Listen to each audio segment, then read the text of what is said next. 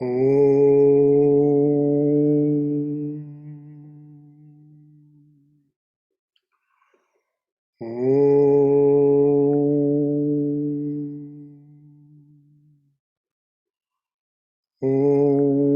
Sahana Vavatu Sahano Bhunaktu Sahaviryam Karavavahai Tejasvina Vaditamastu Ma Vidvishavahai.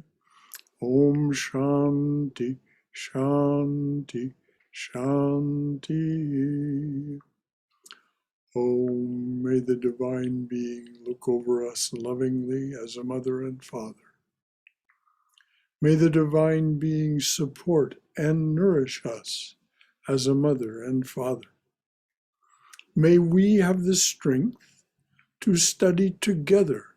May we have the strength and skill to study together the art of spirituality. May no misunderstandings arise amongst us. Om, peace, peace. Peace be unto us and to all beloved beings everywhere.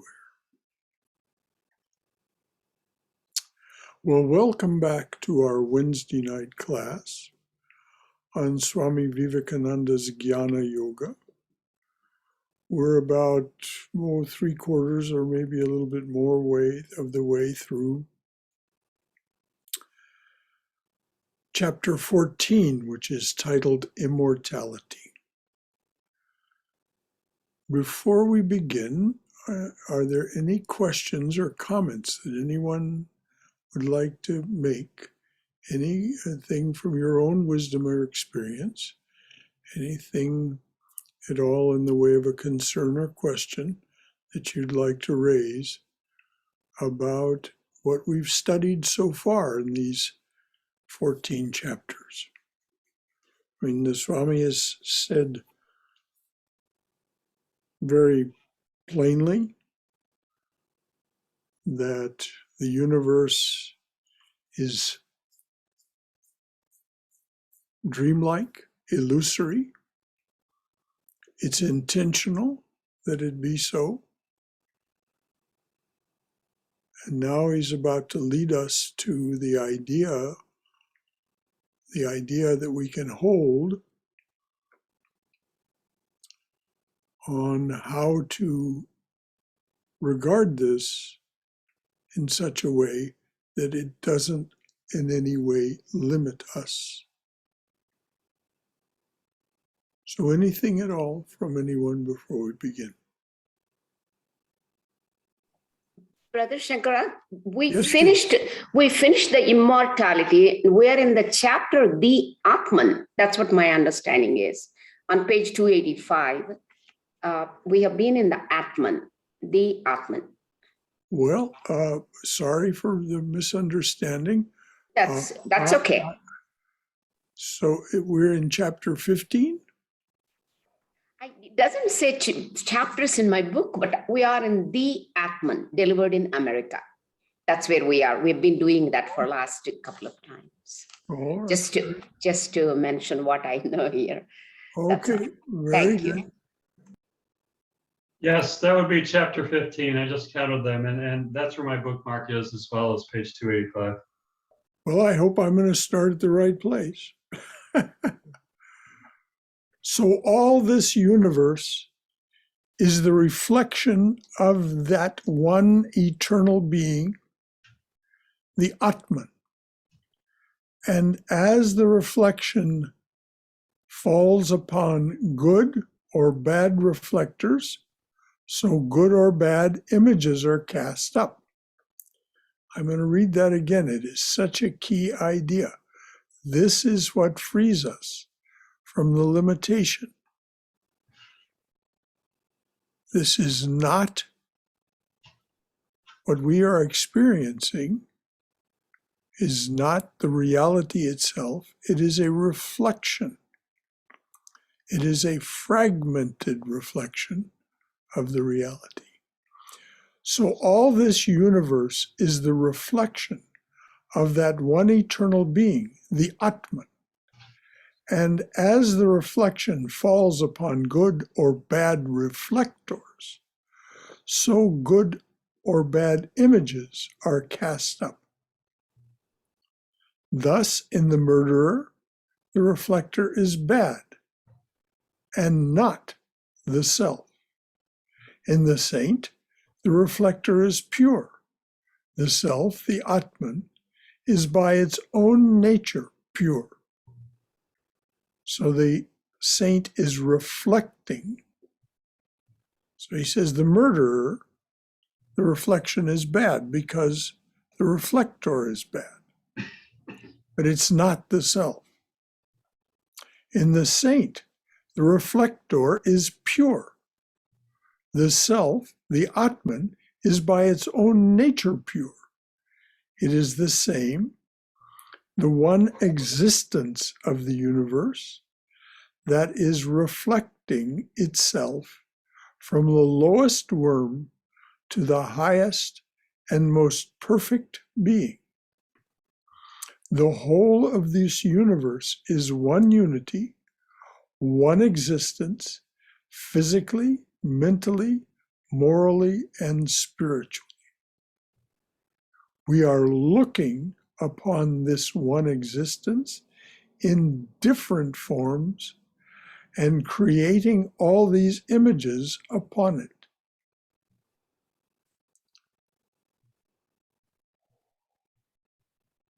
So before we go on, I want to make sure that all this is clearly grasped, because there's no way of understanding or assimilating the conclusion that the Swami is leading us to unless this is grasped.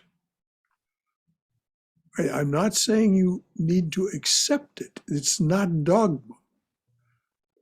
But you at least need to clearly understand what he's saying. That what we experience is not the thing itself.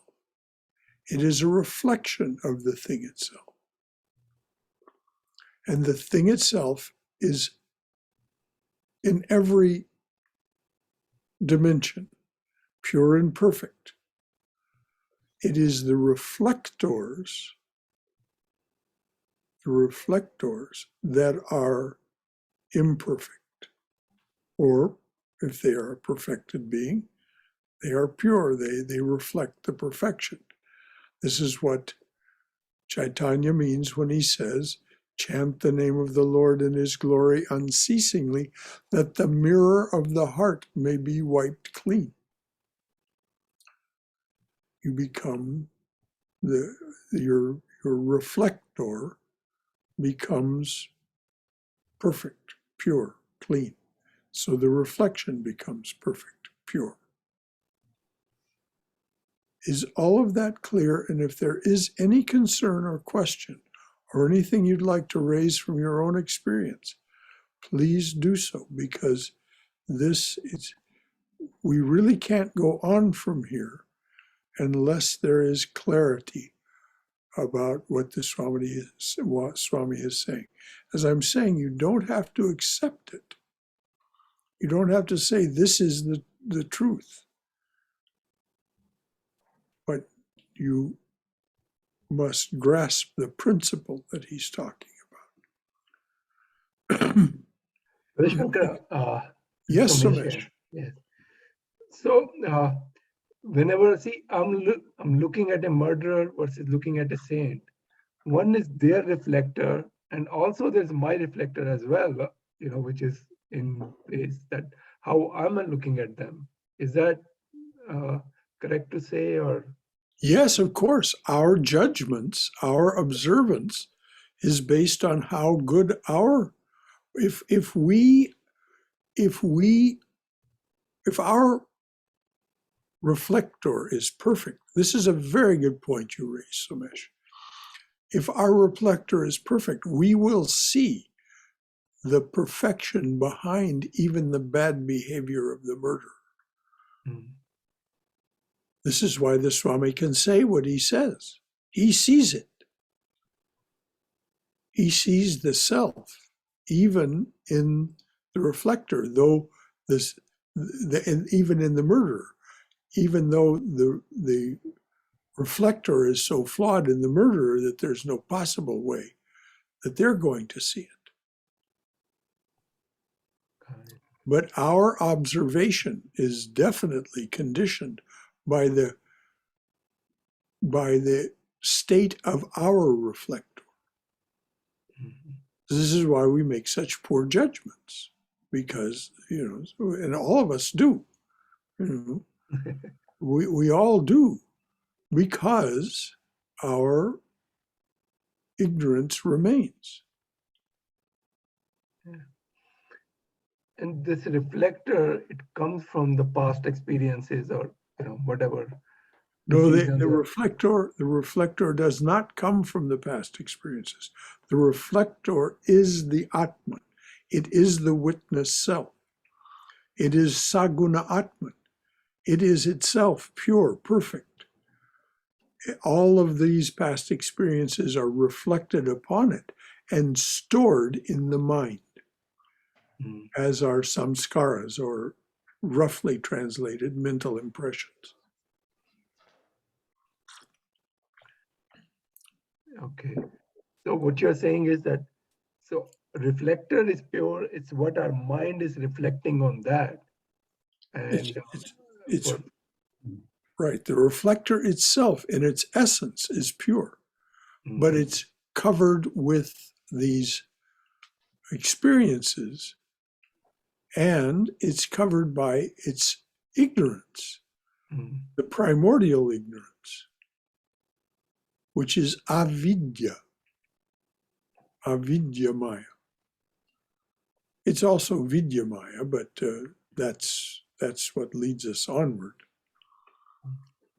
But it's the ignorance that causes us to stumble around in what seems to be darkness, even though it's not, is the result of our past impressions, the dirt that is on the reflector. But the reflector itself is unconditioned. The witness consciousness of the Atman, the Saguna Atman, is pure and perfect. Glad you're bringing these things up, Somesh. This is just absolutely right on point for what we need to grasp to go on. Anything else from anyone? Brother Shankara, I want to clarify my understanding. The reflectors of whole universe is pure, but the murderer has toxins on the reflector. So that's where he or she is reflecting upon. Those toxins are the ones to all of us, most of us like me. I'm sure I had toxins, so many, slowly removing all those toxins. Is that correct? My understanding is. Yes, but the toxins they do not in any way condition the reflector. That's right. They simply say that the reflector is, as you say, has in its presence, on its surface, so to speak, these, you call them toxins. That's Fog, whatever we can name it. For those of us who are on the spiritual path, I think there's very little left that is toxic, but there is simply that which keeps us preoccupied, distracted.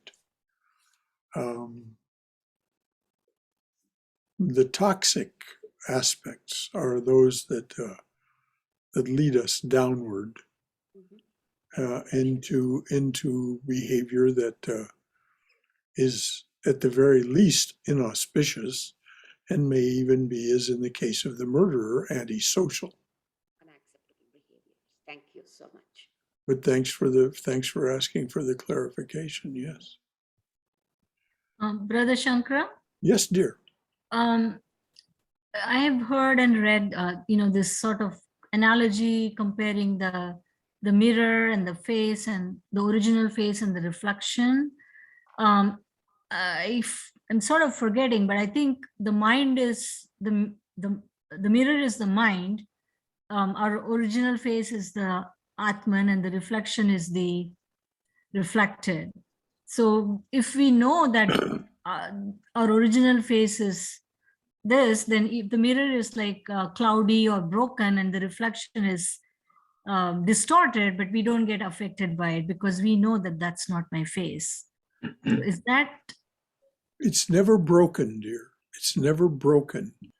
The witness consciousness, the reflector of the Saguna Atman, which manifests itself for us as the 5 organs of perception, the 5 organs of action, and the mind.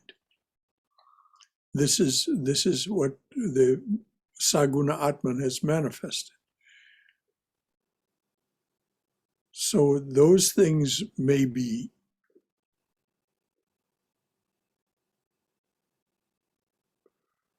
inaccurate in their reflection, but the reflector is never broken.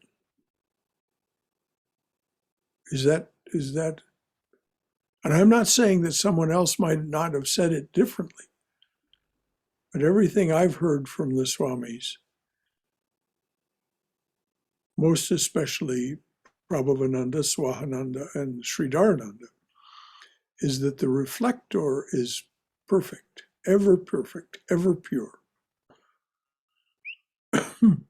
That is Saguna Atman.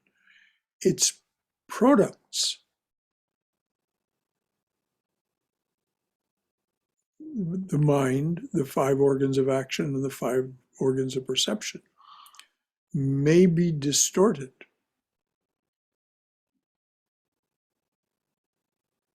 So the mirror is more of the reflector and not the mind, or they are one and the same? No, the mind is a product of is a creation of ahamkara. Ahamkara is the I consciousness, the one and only I consciousness, the Atman. But in this dream of manyness, it has through the instrumentality of the gunas created all of these jivas, all of these things that breathe. The characteristic of the human jiva is that it has these 5 organs of action, 5 organs of perception, and a mind. These are all, it's like your car. You drive your car, but your car is not you. The car is an instrument that you operate. Well, this is the nature of these 3 categories: organs of action, organs of perception, and mind. So the mind is not itself the reflector. The saguna, or the Atman, is the reflector, which is ever pure. We experience the Atman as Saguna Atman, Atman with attributes, which has intentions and experiences what we experience. But it is the nature of the 5 organs of action, the 5 organs of perception, and the mind to be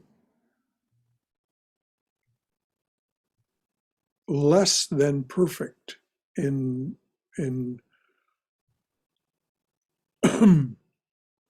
so It's otherwise we wouldn't have any experiences. If we didn't have this ignorance, we wouldn't have any experiences. Thank you. That's clear. Very good. These are the perfect questions that are coming up here. So anything else from anyone? The Swami says the whole of this universe is one unity, yet we can't perceive that in this human body.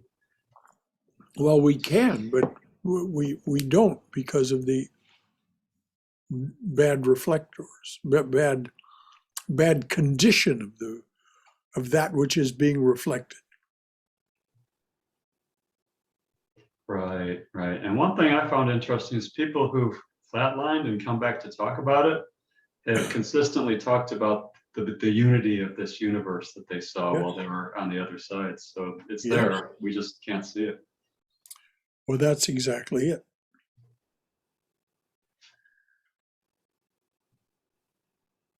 We are looking upon this one existence in different forms and creating all these images upon it.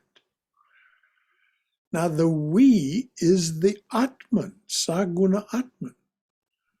Krishna explains it very clearly in chapters 5 and 6. And our great mistake is that we think we're doing it.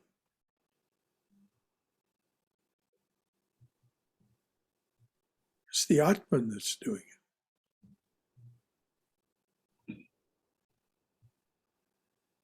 Anything else, dears? This is perfect. Yes, may I ask a question? Well, of course, dear. Oh, yes. Okay, so the reflector you said is innately perfect, but the reflection is what's imperfect. Like in the case of Yes. the murderer, he is innately perfect, but his reflection is imperfect. So my question is, can the reflection itself actually attain the level of perfection that the innate reflector has? Yes, which is what the Swami is going to lead us toward. The reflection can become, this is the nature of the saint. And the Swami says, particularly, he says it very clearly in Christ the Messenger, that we are all destined for sainthood. That is the nature of manifestation, is that it evolves toward perfection, toward perfect reflection of the innate perfection. So yes, that what you've just said, this perfect reflection of the perfect reflector, is sainthood.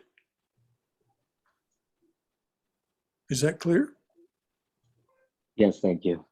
Okay, good. Well, that was again a very apropos question. Anything else before we read on?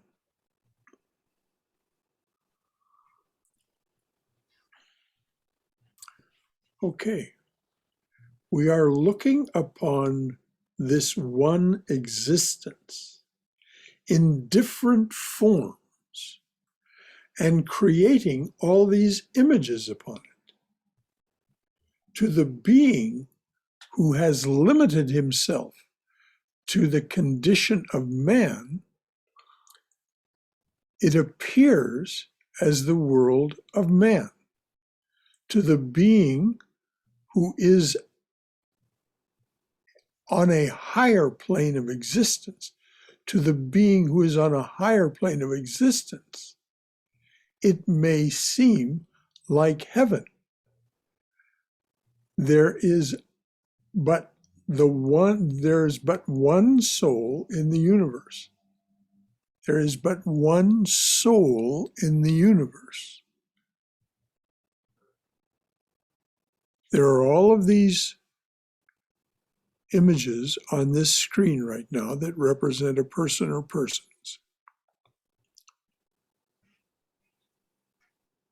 Each of them is this jiva in the form of a human being. That being is a verb.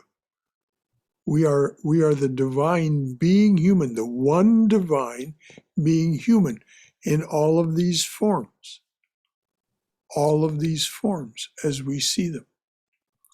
There is but one soul in the universe, not two, and certainly not the number that are on the screen here, which is what, 12, 13, 14 people? Now, does that mean that we don't exist? Of course we exist. It's not a question of whether we exist or not. But that existence is temporary, impermanent, and is conditioned by that which brought us into this particular lifetime. And so we're here on a Wednesday evening, unwinding ourselves from that which limits us to this human form. But no one did this to us. The one soul did this so that it could be this manyness. That's what it says in the Chandogya Upanishad, and for that matter, what Yama tells Nachiketa in the Katha Upanishad. Certainly it's there in the Chandogya very explicitly. The cosmic mind said, I am one soul, I am one being, I shall become many. I shall body myself forth as many. So here we are. We are that idea, that dream of that being, that one being. There is but one soul in the universe. It neither comes nor goes, that it is not born, nor does it die. It is neither born nor dies, nor reincarnates. How can it die? Where can it go? All these heavens, all these earths, and all these places are vain imaginations of the mind. They do not exist, never existed in the past, and never will exist in the future. Now, once again, it's so important for us to grasp this. That one being that through this creative act of manyness, it never is born, it never dies, it doesn't reincarnate.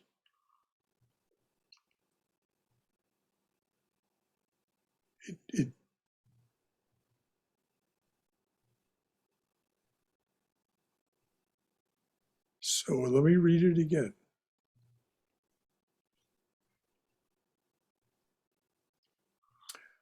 There is but one soul in the universe, not two, or certainly not many.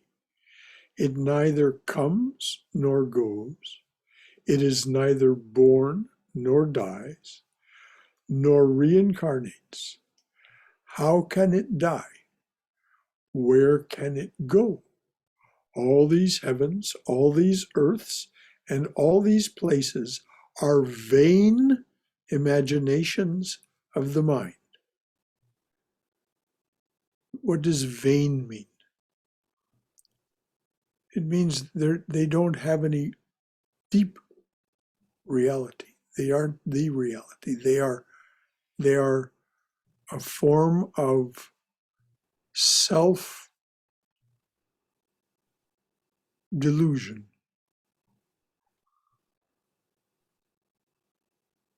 we want to see manyness. We, that is that one being, we want to see manyness, so we be it, we see it. But that doesn't mean it really exists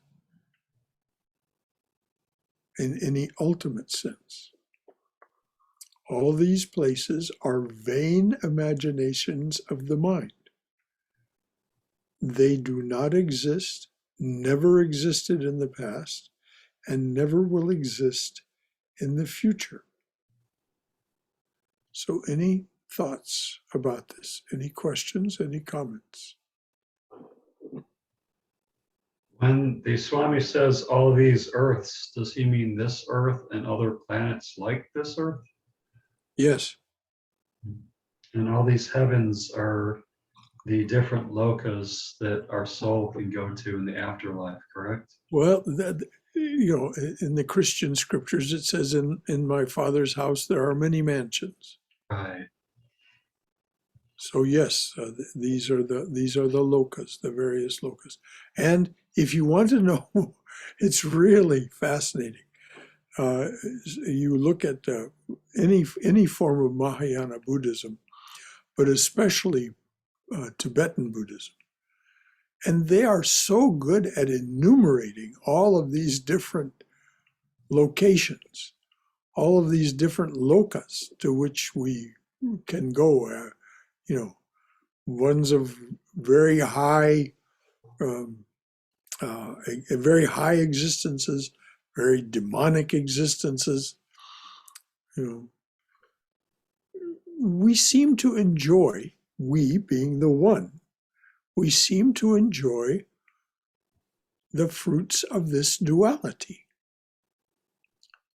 There's no sense denying it, otherwise it wouldn't exist. So yes, you're very right, Ramadas. There are other earths, there are other inhabited planets, according to many, many of the mythologies and scriptures of the earth.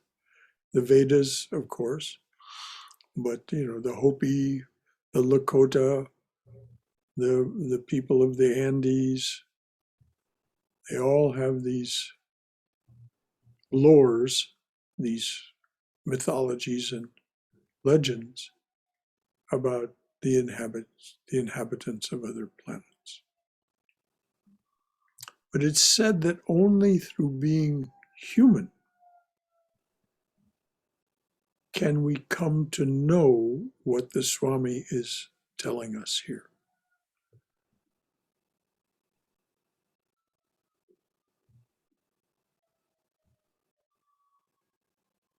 And that's why it's said that the first of the three graces that lead to liberation is becoming a human being, taking human form. The second of the three graces is the desire for freedom or liberation. And the third is a qualified teacher, as is Swami Vivekananda, to lead us from limitation to freedom. But human form, being human, as I said, being is a verb.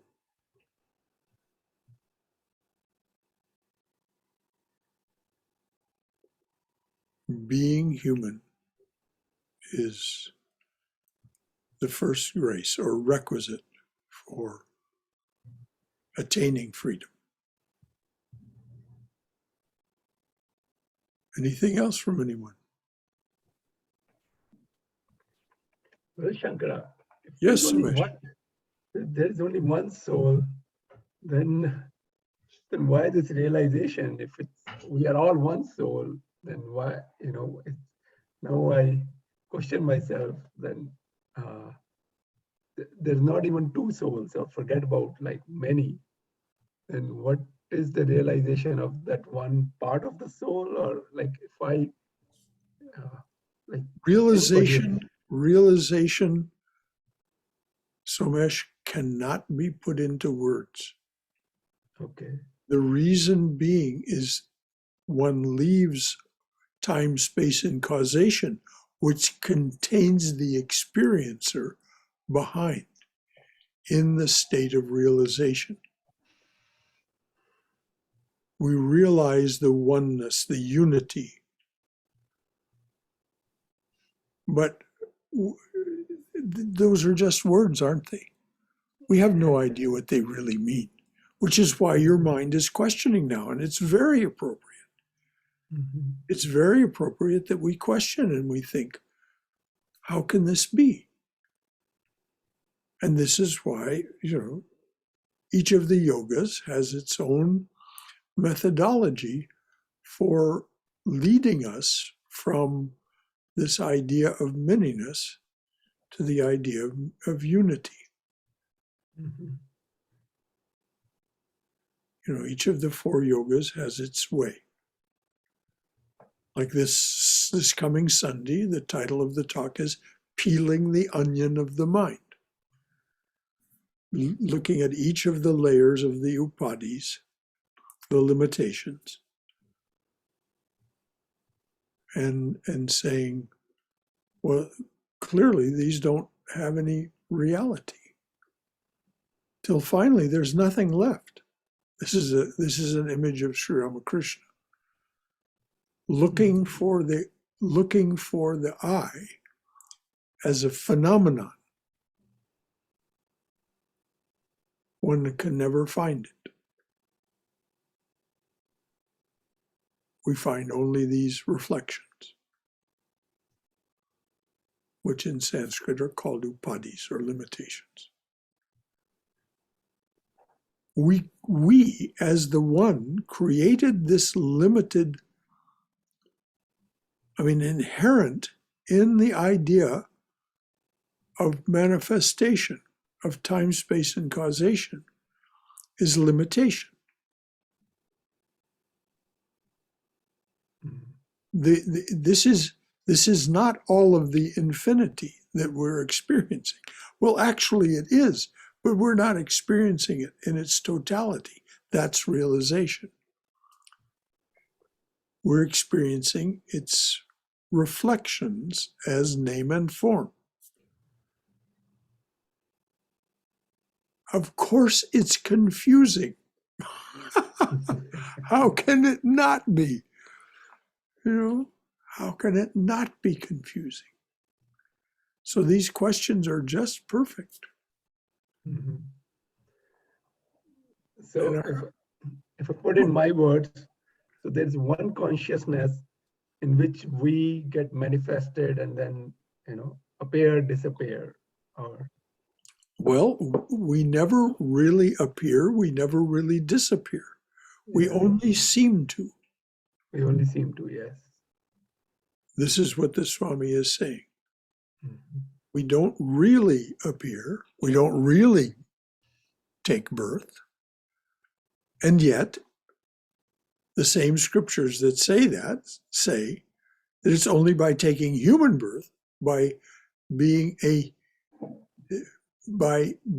human, can we attain to this state of realization. Mhm. And so Sri Ramakrishna says, it is a paradox, no doubt. It is absolutely paradoxical. And the only way to resolve the paradox, he says, is to come into the neighborhood of God, by which he means attain savikalpa samadhi. Then these seeming paradoxes, he says, resolve themselves.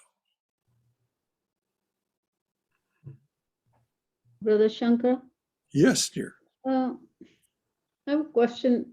All those rishis and sages, they were realized, but were they within time, space, and causation? Or Yes, they didn't start out as realized, dear. They attained realization. Sri Ramakrishna talks about this. And, they attained realization through their efforts. And he says, the old rishis, he said, they weren't at all interested in helping others. They were only concerned about themselves. And he wasn't condemning them or judging them. He was just observing. And so it was very hard to get a teacher in those days. Those old rishis, you had to come, you had to abandon your other worldly life and come. And the traditional way was you came bearing a load of firewood on your back. They call them Gurukul, so you had to join the Gurukul, Yeah. Yes, and they started from childhood onwards, Well, some did, some not. Mhm.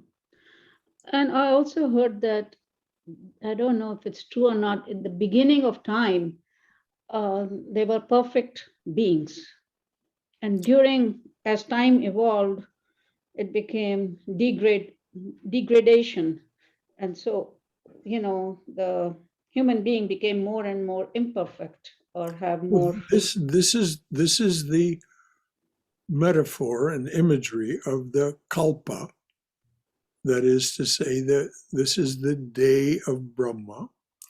And in the beginning of the day of Brahma, the only beings that were perfect beings.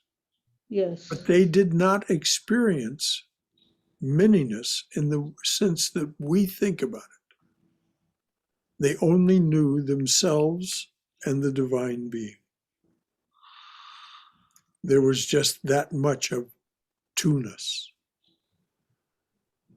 But the degradation comes when, in the metaphor of the Garden of Eden, they ate of the fruit of the tree of good and evil.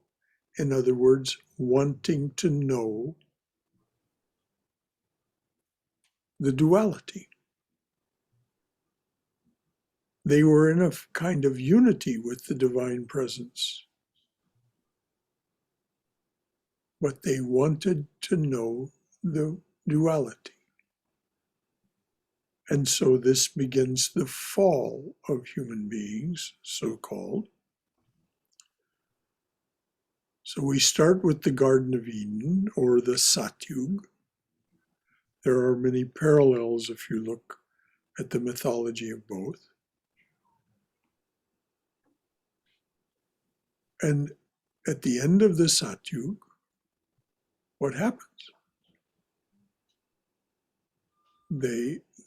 There is a desire to know duality.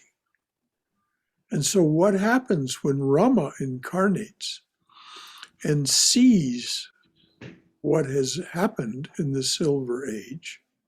Mm.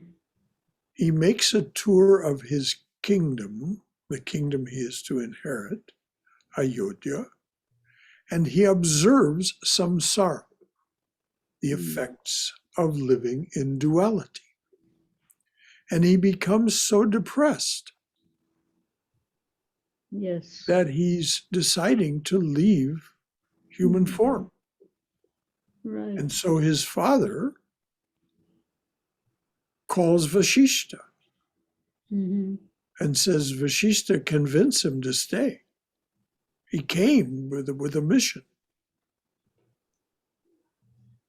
to save us all from evil's power when we were gone astray. This is the purpose of each of the incarnations of Vishnu, to save us all from evil's power. This is a quotation from a paraphrase of a Christian Christmas carol. To save us all from evil's power when we were gone astray.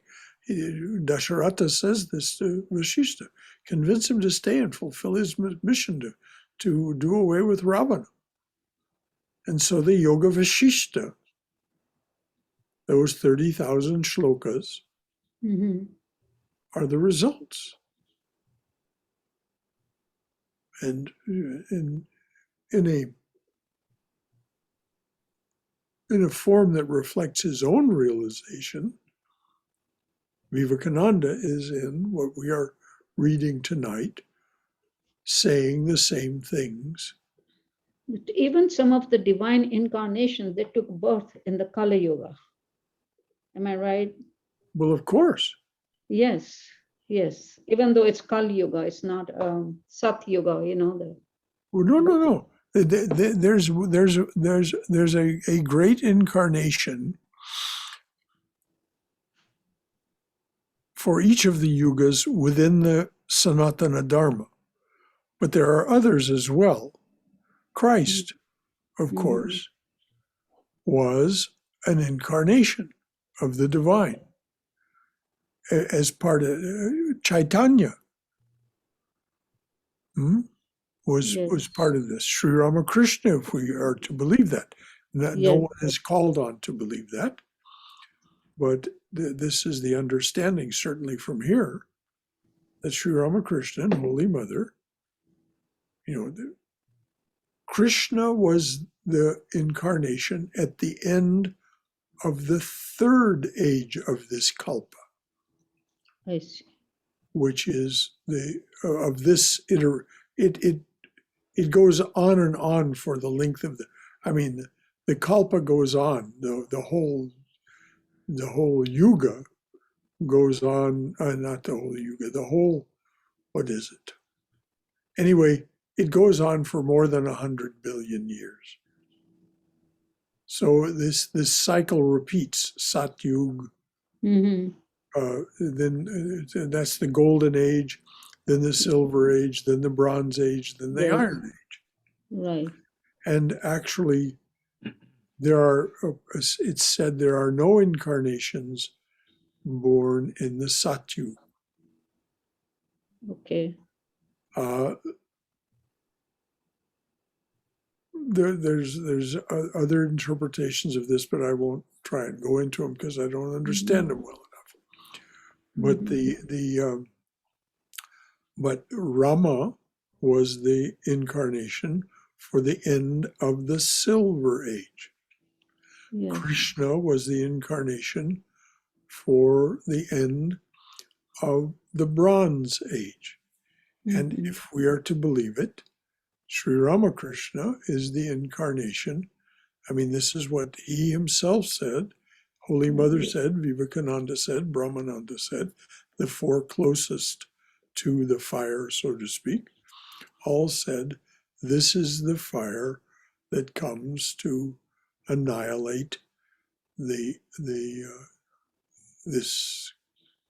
Kali Yuga. So Sri Ramakrishna is Kalki, according to our understanding. Yes, thank you. The one who annihilates the Kali Yuga and leads us into the.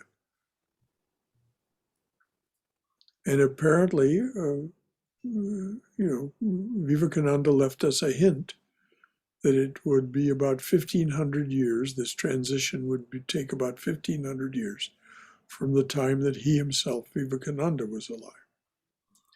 He said, this hint is, I have given them enough for 1,500 years. So we're a couple of hundred years into that. Now, that doesn't mean we have to live the rest of that time. Each of us can be liberated in this lifetime, which is what the evening hymn makes so explicit. Breaker of this world's chain, or Kandana Bhavana, makes so explicit that Sri Ramakrishna came with the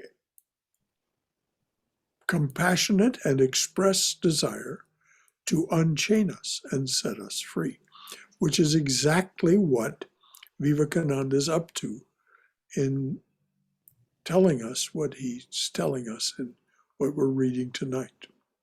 Yes, thank you. Anything else from anyone? This is what's meant by studying the art of spirituality together. I celebrate this. I cannot even begin to tell you how I celebrate this, that we are doing this, that these questions are asked, these comments are made, so that each of us can have what's necessary for us, if we wish, to assimilate this, make it our own, and lead us toward liberation, which is not the same thing as realization. You can be realized, you can be liberated through realization, but you don't need to be that advanced to be liberated from having to take human form anymore. Brother Shankara, Yes, dear. talking about the sages of the olden days who were very strict, Swami Sarvapriyananda speaks of Tapovan Maharaj, who I think was Swami Chinmayananda's guru, about how strict he was, and if a student asked a question a second time, he would be asked to leave. And on the other hand, Sri Ramakrishna in gospel, the same questions are repeated over and over by different disciples, and he answers them according to the disciples. So is the individual jiva then directed to the teacher that's most fit for that particular? Precisely, dear. And there isn't any question about that at all. There is only one after all. So every one of these teachers is simply a face of that one. Nothing more than a face of that one. But it is a face that we can relate to, that we can, if we will, unburden ourselves to totally. This is called poking the honeycomb. And then the honey flows from that teacher. Now, do you need a guru? You decide for yourself. But it certainly, the word guru means remover of darkness. So it behooves us, if we wish to have our darkness removed, to think seriously about praying for a teacher. And when we do that, the understanding is the perfect teacher for you will appear in your life. Thanks for asking that question, Swam. That's a very appropriate question about how do we actually grasp these things? How do we actually assimilate them? We spend time in the presence of one who has grasped them and made them their own. And they are able to pass that light on to us. As Swami Prabhupada would say, it's like they offer you a fruit in the palm of their hand. It's that tangible.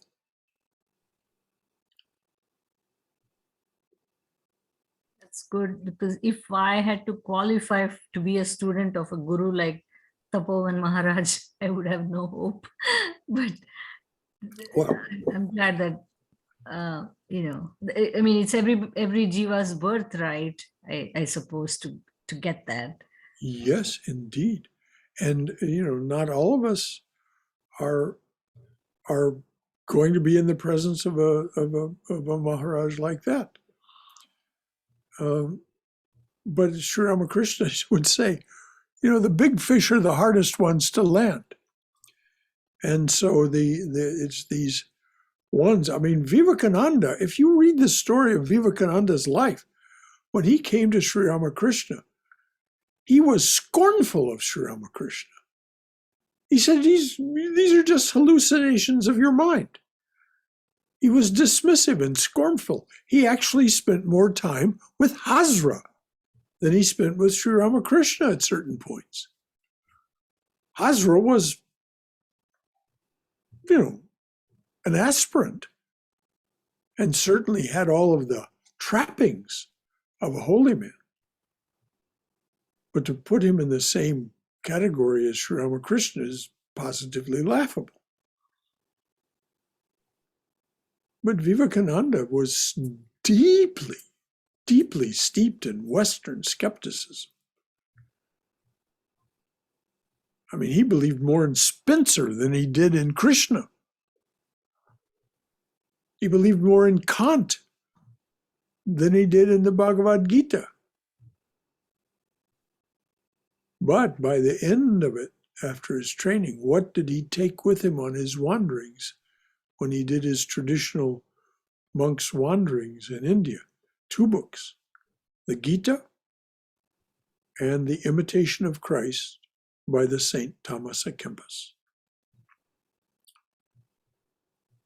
Because Swami Vivekananda understood from deep, deep, deep within him what it was and who it is, who Christ is.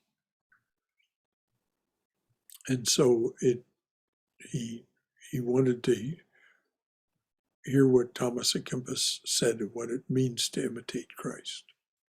And if any of you want to understand more about that, just read Swami Vivekananda's talk, Christ the Messenger, which was given in Pasadena in 1900, January of 1900. And it is powerful. It gives us a glimpse into what incarnations are. And Swami is very clear about each of our destinies, that we are all destined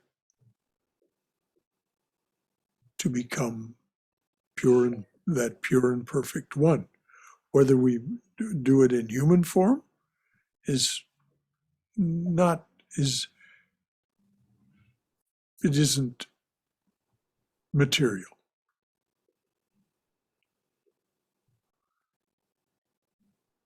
Anything else from anyone? We have just a few minutes left. I find it surprising that a divine incarnation like Rama was so overwhelmed by duality in Maya that he wanted to give up his body. How was he planning to do that? Oh Lord, how would we know? Yeah. Swami Vivekananda was able to give up his body voluntarily. Swami Prabhavananda was able to give up his body voluntarily. What an incarnation would do, Lord only knows. I mean, Sita, this is the story of Sita in the Ramayana. When Sita was finally, when it was clear that no matter what was said, the population of Ayodhya, no matter what was said or done or proven, they were not going to accept that she had not been violated by Ravana. She simply asked Mother to open the earth and swallow her up. And that's what happened. This is the way the story goes. So how Rama would have left the body, heaven only knows. But it was clear to his father that he was sincere in his disaffection from human form because of what he'd seen. The reflection had become, already in the Silver Age, corrupt. And so Dasharatha said to Vashishta, look, you're my man here. Convince him to stay. And he did. And we see what happened with Rama. He Anyway, I don't want to tell the whole story of the Ramayana, but it's well worth anyone's time to read Valmiki's Ramayana. There are many Ramayanas, but Valmiki's is the one that is, so to speak, authorized by the Ramakrishna order. It's the one that you find in their bookshelves.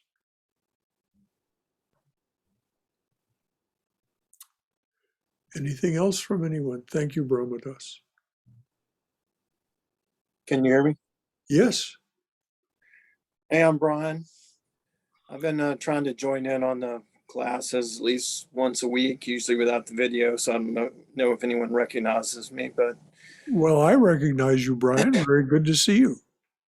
yeah, I wanted to say I haven't been joining in too much with the questions and conversation at this point, but I've found it very valuable, all of the discussion, and it's been very helpful to me. So I appreciate everyone else's questions and conversation, and I just wanted to let everyone know that. Thank you, Brian. Thank you for endorsing this way that we go about this, which is the intent of that prayer, studying together the art of spirituality. I find everyone's been helpful in my journey here, so thank you, I Brian. appreciate it. And we appreciate you, and thank you for saying that. After all, there is only one here, reflected through each of us who is here.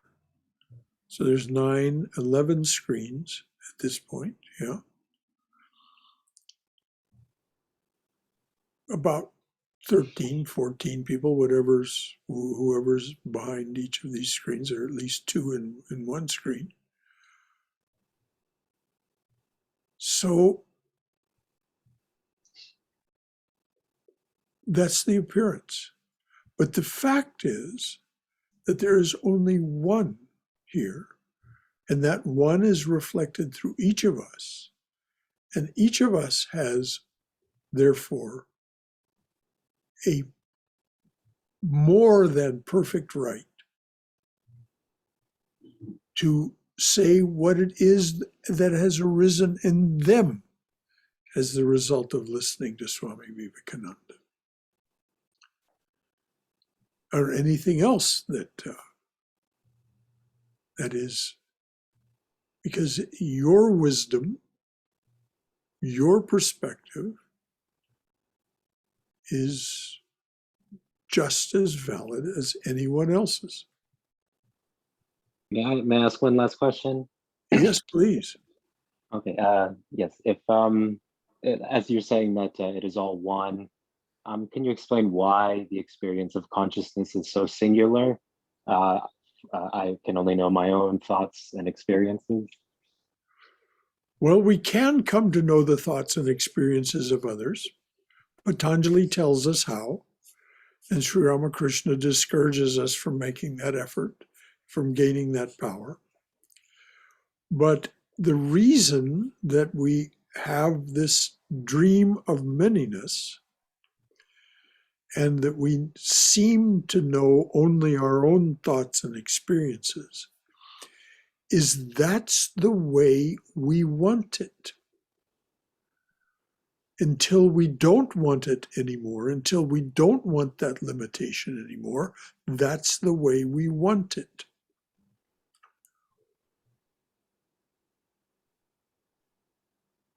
The reason this dream of existence is so compelling and so convincing is that it has the power of the one behind it. It is Brahman's dream, or Atman. Brahman and Atman are interchangeable terms. It is Atman's dream of manyness, and so it has all the power that exists. When we say omnipotent, it has all the power of that omnipotence behind it. Now, the technical term in Sanskrit is Mahamaya, the great delusion, the great magic show. And it keeps us for a long time entranced. Because it seems that our own thoughts and feelings and experiences are all we can know. In fact, that waking awareness, and which has two levels, and then there's two levels of the subconscious. It's relatively easy, though it requires some grit, for us to learn the contents of all this and why it distracts us so. This is the practice of contemplation, concentration, and meditation. And of course, there's more than one way to go about this. But when I talk about contemplation, concentration, and meditation, I'm talking about Patanjali's prescriptions in his Yoga Sutras. And so we can learn how essentially shallow our thoughts and experiences are when compared with what is accessible to us through the practice of meditation. That's not a judgment when I say shallow. I'm not saying bad, wrong, or anything of the kind. It's not that. It's just that they are, we find, superficial. And it's easy for us to continue this dance on this superficial or shallow plane, and we do it for many lifetimes until we see that this path of least resistance just leads onward and onward and onward.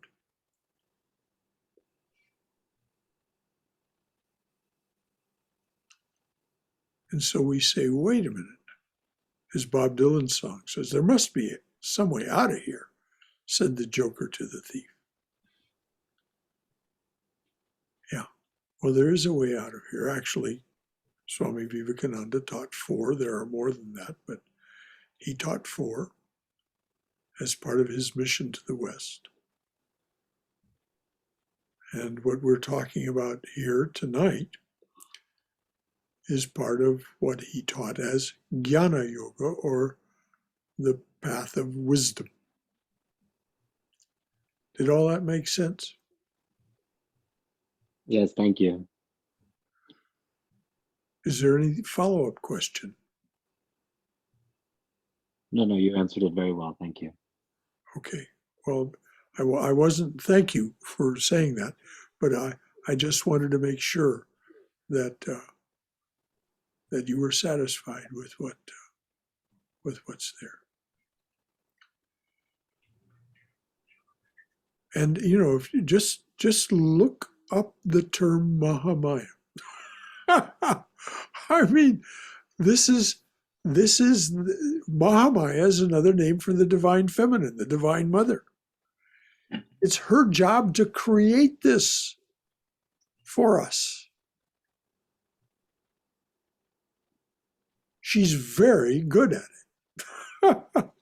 So as Swami Prabhupada used to say, not speaking directly of the divine feminine, but certainly pointing in that direction. I'm going to paraphrase. He said, everyone loves her magic, but no one wants to know the magician. And if we come to know the mother, as Sri Ramakrishna says, this is the water of Brahman in waves, in consciousness. If we come to know the mother and love that, then we come to know the whole thing. And this is the path of bhakti yoga, devotional yoga.